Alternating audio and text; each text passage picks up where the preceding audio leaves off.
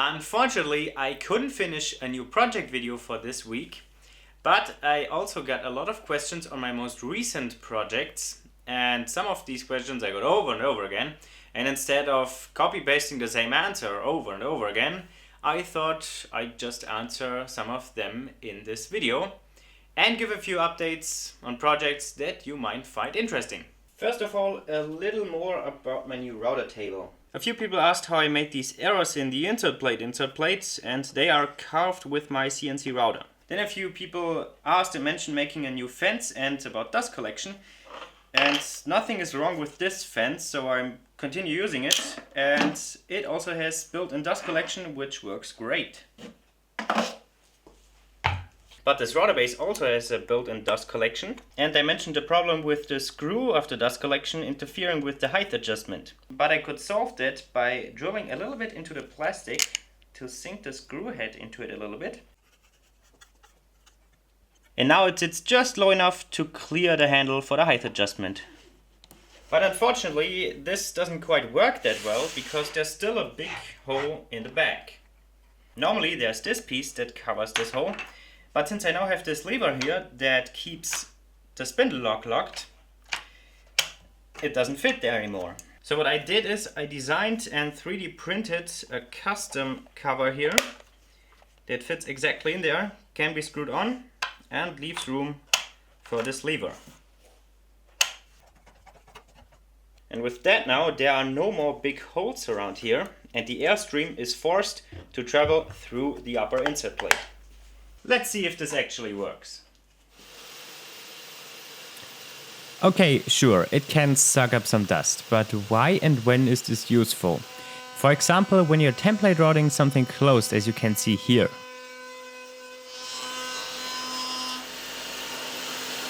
Or when routing dados. Here a dust collection port in the fence is useless, but dust collection from underneath is very effective. Only bigger chips are still in the dado, but no fine dust. For comparison without dust collection.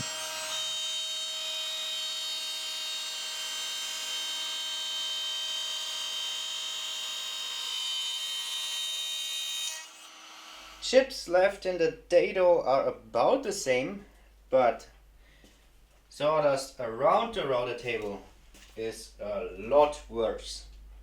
Now I've cut an extra slot into this insert plate that should suck up more dust out of the dados, similar to this hole that I made on the old router table insert plate. You can actually see how chips get sucked back in through the dado. That means that the slot is free of chips.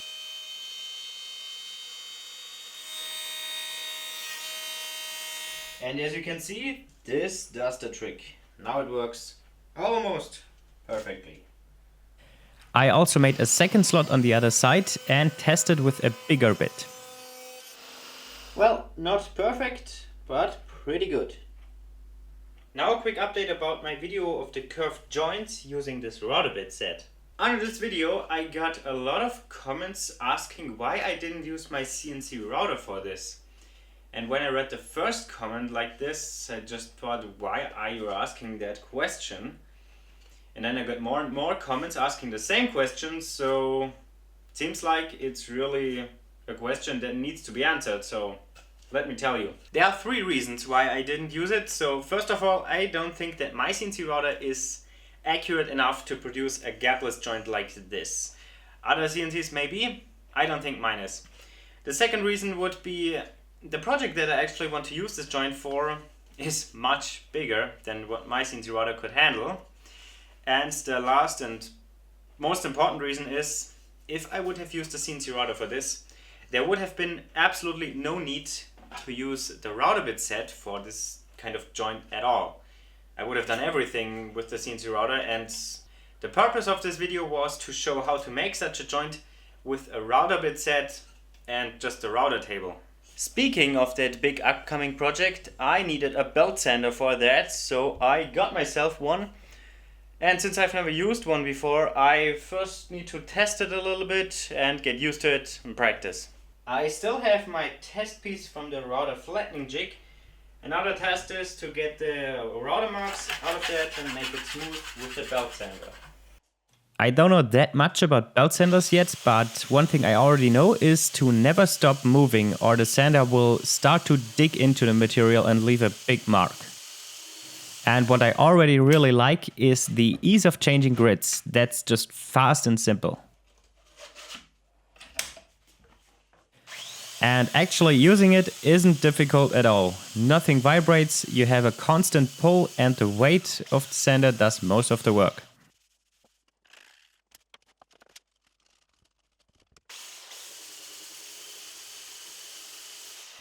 Five minutes worth of sanding, that's really smooth to me.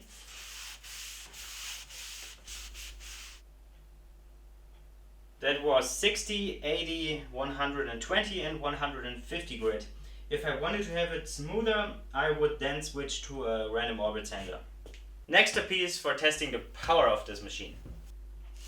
The paint is some special outdoor paint that survived 10 winters as our old carport support structure and is in great condition.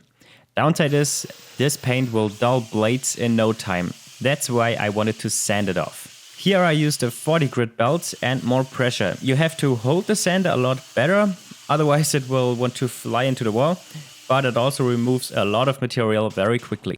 The piece is free of paint again.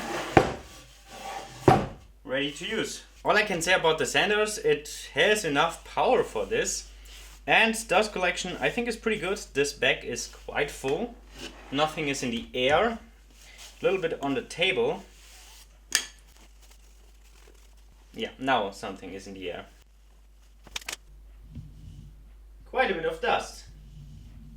For a smaller job I think this bag is totally adequate, but if I have something bigger to sand, and if possible, I would attach a shop vac. So from these first tests and results, I think this will be a great sander for me. We'll see what the future brings. And of course it comes at its price. And especially the belts. There weren't a lot of brands offering this size and I kind of had to go with original Makita belts. And they were quite expensive, but if they last a long time and don't wear out quickly, it doesn't matter. Then a question I got on my router flattening jig was how to get the second face parallel to the first one that was made flat. I made the jig so that you can set it up anywhere, set the guide rails parallel and then flatten one side. But once you turn it over, there's no guarantee that the second face is going to be parallel to the first one. So to do that, this of course requires a second setup.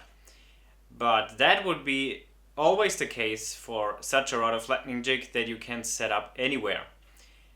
There's just no way to get this done without a permanent setup. And how I'll do the second setup, I don't know yet, but I'll figure it out once I work with the big slabs for that big upcoming project. And since I'm quite teasing you with what is this upcoming project, let me show you a little bit more about it. So there are the three big slabs and they will just be one part of the project. The other part will consist out of all of this hardwood and some more on the rack.